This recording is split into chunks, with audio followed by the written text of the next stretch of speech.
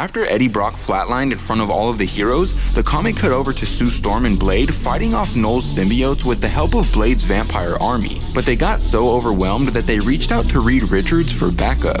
But before heading out for battle, the heroes gave Dylan a few moments to mourn the loss of his father.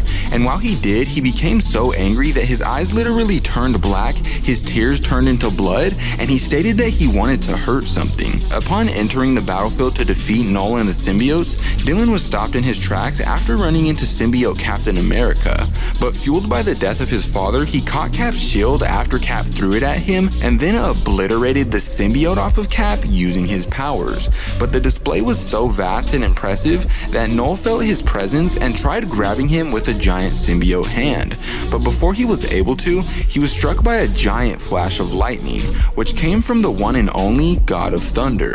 Dylan and Thor were then surrounded by Knull's symbiotes, so they went back to back and annihilated them, angering Knull so much that he decided to face them himself. So he leapt from his building onto the battlefield where him and Thor went head to head. And at first Knull was winning the fight, so Dylan tried helping, but he was quickly shoved into the ground where he started being consumed by Knull's symbiotes. But that angered Thor so much that he kicked Knull off of him and then literally punched his jaw clean off with a left hook. So in an act of desperation, Knull awakened the Celestials to distract Thor so he could pull out the Necro Sword and stab him directly in the back and through the chest. After that, Reed Richards told Tony that they needed to fall back because there was no way that they could take on two Celestials without Thor.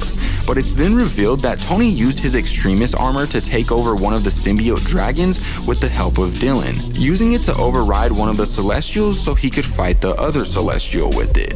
Meanwhile, Dylan was being consumed by symbiotes, with Knull telling him that he was the only family he had now. But while Thor was still breathing, he sent out his ravens to call in none other than the Silver Surfer. But sadly, that's when the issue ended, so let me know if you want me to cover the next part in the comments down below, because I want to know if you want me to cover the next part, because should I cover the next part?